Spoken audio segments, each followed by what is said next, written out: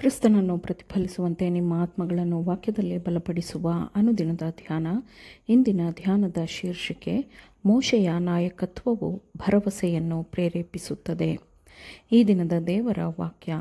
ತರುವಾಯ ನಾವು ಹಿಂದಿರುಗಿ ಬಾಷಾನಿನ ಮಾರ್ಗವನ್ನು ಹಿಡಿದು ಹತ್ತಿ ಹೋಗಲಾಗಿ, ಬಾಷಾನಿನ ಅರಸನಾದ ಓಗನು ತನ್ನ ಜನರೆಲ್ಲರ ಸಮೇತ ನಮಗೆ ವಿರೋಧವಾಗಿ ಯುದ್ಧ ಮಾಡುವುದಕ್ಕೆ ಎದ್ರೈ ಊರಿಗೆ ಹೊರಟು ಬಂದನು. ಆಗ ಯೆಹೋವನು ನನಗೆ, ಅವನಿಗೆ ಭಯಪಡಬೇಡ, ನಾನು ಅವನನ್ನು, ಅವನ ಸಮಸ್ತ ಜನರನ್ನು, ದೇಶವನ್ನು ನಿನ್ನ ಕೈವಶ ಮಾಡಿದ್ದೇನೆ. ಬಾಷಾನಿನ ಅರಸನಾದ ಓಗನು ಅವನ ಜನರೆಲ್ಲರೂ ನಮ್ಮಿಂದ ಸೋತು ಹೋಗುವಂತೆ ನಮ್ಮ ದೇವರಾದ ಯೆಹೋವನು ಮಾಡಲಾಗಿ, ಅವರಲ್ಲಿ ಒಬ್ಬರಾದರೂ ಉಳಿಯದಂತೆ ಅವರನ್ನು ಹತಮಾಡಿದೆವು. ಧರ್ಮೋಪದೇಶ ಕಾಂಡ 3ನೇ ಅಧ್ಯಾಯ 1-3 ಇಸ್ರಾಯೇಲರ ಮುಂದೆ ಬಾಷಾನಿನ ಪ್ರಬಲವಾದ ಮತ್ತು ಜನಭರಿತ ರಾಜ್ಯವೂ ಇತ್ತು. ಇಂದಿಗೂ ಲೋಕವು ಅಚ್ಚರಿಪಡುವ, ಎಲ್ಲರನ್ನೂ ರೋಮಾಂಚನಗೊಳಿಸುವ ದೊಡ್ಡ ಕಲ್ಲಿನ ನಗರಗಳಿಂದ ತುಂಬಿತ್ತು. ಮನೆಗಳನ್ನು ಬೃಹತ್ ಕಪ್ಪು ಕಲ್ಲುಗಳಿಂದ ನಿರ್ಮಿಸಲಾಗಿತ್ತು. ಆ ಕಾಲದಲ್ಲಿ ಅವುಗಳ ನಾಶಕ್ಕೆ ಅವುಗಳ ವಿರುದ್ಧ ಯಾವುದೇ ಶಕ್ತಿ ಬಂದರೂ ಕಟ್ಟಡಗಳನ್ನು ಬೀಳಿಸಲಾರದಷ್ಟು ಅದ್ಭುತವಾದ ಭದ್ರ ಕಟ್ಟಡಗಳಾಗಿದ್ದವು. ಈ ದೇಶವು ಕಾಡು, ಗುಹೆಗಳು, ಎತ್ತರದ ಪ್ರಪಾತಗಳು, ಆಕರ್ಷಕ ಕೊಲ್ಲಿಗಳು ಮತ್ತು ಕಲ್ಲಿನ ಕೋಟೆಗಳಿಂದ ತುಂಬಿದ ದೇಶವಾಗಿತ್ತು. ಈ ದೇಶ ನಿವಾಸಿಗಳು ದೈತ್ಯ ಜನಾಂಗದ ವಂಶಸ್ಥರು, ದೃಢಕಾಯರು ಮತ್ತು ಅಪಾರ ಶಕ್ತಿಯನ್ನು ಹೊಂದಿದ್ದವರೂ ಆಗಿದ್ದರು. ಸುತ್ತಮುತ್ತಲಿನ ಎಲ್ಲ ದೇಶಗಳಲ್ಲೂ ಭಯಂಕರರು, ಹಿಂಸೆ ಮತ್ತು ಕ್ರೌರ್ಯಕ್ಕೆ ಗುರುತಿಸಲ್ಪಟ್ಟವರೂ ಆಗಿದ್ದರು. ಬಲಿಷ್ಠ ದೇಶಗಳನ್ನು ಹೋಲಿಸಿದಾಗಲೂ ಬಾಷಾನಿನ ಅರಸನಾದ ಓಗನು ಆಕಾರದಲ್ಲೂ ಪರಾಕ್ರಮದಲ್ಲೂ ಇತರರ ಗಮನ ಸೆಳೆಯುವಂತೆ ಇದ್ದನು. ಆದರೆ ಮೇಘಸ್ತಂಭವು ಮುಂದೆ ಸಾಗಿತು. ಅದರ ಮಾರ್ಗದರ್ಶನವನ್ನು ಹಿಂಬಾಲಿಸುತ್ತಾ ಇಬ್ರಿಯ ಸೈನ್ಯಗಳು ಎದ್ರೈ ಕಡೆಗೆ ಮುನ್ನಡೆದವು.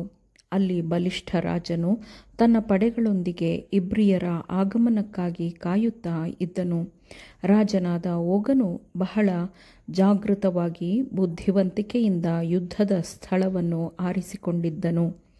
ಎದ್ರೈ ಎಂಬ ಊರು ಭೂರಚನೆಯಲ್ಲಿ ಬಯಲು ಸೀಮೆಯಂತೆ ಸಮತಟ್ಟಾಗಿ ಇದ್ದು ಥಟ್ಟನೆ ಎತ್ತರವಾಗುವ ಪ್ರಸ್ಥಭೂಮಿಯಾಗಿ ಇತ್ತು ಮತ್ತು ಆ ಸ್ಥಳವು ಮೊನಚಾದ ಜ್ವಾಲಾಮುಖಿಯಿಂದ ಉಂಟಾಗುವ ಬಂಡೆಗಳಿಂದ ಆವೃತವಾಗಿತ್ತು. ಕಿರಿದಾದ ಮಾರ್ಗಗಳ ಮೂಲಕ ಮಾತ್ರ ಆ ಸ್ಥಳವನ್ನು ಮುಟ್ಟಲು ಸಾಧ್ಯವಾಗುತ್ತಿತ್ತು.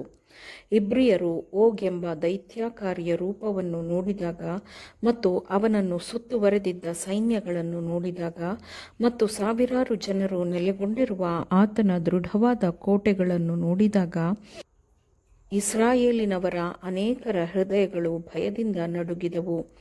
ಆದರೆ ಮೋಶೆಯು ಶಾಂತವಾಗಿದ್ದನು, ದೃಢವಾಗಿದ್ದನು.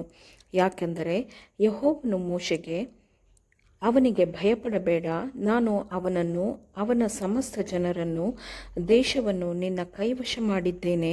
ನೀನು ಹೆಷ್ಬೋನಿನಲ್ಲಿದ್ದ ಅಮೋರಿಯರ ಅರಸನಾದ ಸೀಹೋನನಿಗೆ ಮಾಡಿದ ಪ್ರಕಾರವೇ ಇವನಿಗೂ ಮಾಡಬೇಕೆಂದು ಆಜ್ಞಾಪಿಸಿದ್ದನು.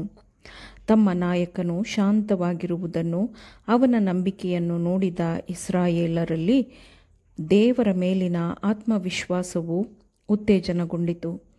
ಆತನ ಸರ್ವಶಕ್ತ ತೋಳ್ಬಲವನ್ನು ಮಾತ್ರ ಅವರು ನಂಬಿದ್ದರು ಮತ್ತು ಆತನು ಅವರನ್ನು ನೋಯಿಸಲಿಲ್ಲ, ಸೋಲಿಸಲಿಲ್ಲ. ಬಲಿಷ್ಠ ದೈತ್ಯರು ಮತ್ತು ಎತ್ತರವಾದ ಪೌಳಿಗೋಡೆಗಳಿಂದಲೂ ಕದಗಳಿಂದಲೂ ಅಗುಳಿಗಳಿಂದಲೂ ಭದ್ರ ಮಾಡಲ್ಪಟ್ಟ ಪಟ್ಟಣಗಳು, ಸಶಸ್ತ್ರ ಸೈನ್ಯಗಳು ಇವಾವುವು ದೇವರ ಸೈನ್ಯದ ನಾಯಕನ ಮುಂದೆ ನಿಲ್ಲಲು ಸಾಧ್ಯವಾಗಲಿಲ್ಲ. ದೇವರೇ ಸೈನ್ಯವನ್ನು ಮುನ್ನಡೆಸಿದನು. ಕರ್ತನು ಶತ್ರು ಸೈನ್ಯವನ್ನು ಕೆಡವಿದನು. ಕರ್ತನು ಇಸ್ರಾಯೇಲ್ ಪರವಾಗಿ ಜಯಗಳಿಸಿದನು. ದೈತ್ಯ ರಾಜ ಮತ್ತವನ ಸೈನ್ಯವು ನಾಶವಾಯಿತು ಮತ್ತು ಇಸ್ರಾಯೇಲ್ಯರು ಕೂಡಲೇ ಇಡೀ ದೇಶವನ್ನು ಸ್ವಾಧೀನ ಮಾಡಿಕೊಂಡರು. ಮೇಘಸ್ತಂಭದಲ್ಲಿ ನೆಲೆಸಿದ್ದ ಅದ್ಭುತವಾದ ಬಲದ ಮುಂದೆ ಬಾಷಾನಿನ ಸೈನ್ಯಗಳು ಶರಣಾದವು. ನೀವು ದೇವರ ಮೇಲೆ ನಂಬಿಕೆ ಇಟ್ಟು ನಮ್ರರಾಗಿ ವಿಧೇಯತೆಯ ಹಾದಿಯಲ್ಲಿ ಮುಂದುವರಿಯುವಾಗ ನಿಮ್ಮ ಆತ್ಮವನ್ನು ಭಯದಿಂದ ತುಂಬಿಸುವ ಮತ್ತು ನಿಮಗೆ ತುಂಬ ಭೀಕರವೆಂದು ತೋರುವ ತೊಂದರೆಗಳು ಮಾಯವಾಗುತ್ತವೆ. ಆಮೇನ್. ದೇವರ ವಾಕ್ಯಗಳನ್ನು ಶ್ರದ್ಧೆಯಿಂದ ಆಲಿಸುವವರು ಮಾತ್ರವೇ ಆಗಿರದೆ ಪಾಲಿಸುವವರು ಆಗಬೇಕೆಂದು ನಿಮ್ಮನ್ನು ಉತ್ತೇಜಿಸುತ್ತೇನೆ. ಪರಿಶುದ್ಧಾತ್ಮನ ಸಹಾಯದಿಂದ ಆಲಿಸಿದ ನಿಮ್ಮೆಲ್ಲರಿಗೂ ಧನ್ಯವಾದಗಳು. ಮತ್ತೆ ದೈನಂದಿನ ಧ್ಯಾನಕ್ಕಾಗಿ ನಾಳೆ ಸಂಧಿಸೋಣ. ಆಮೇನ್.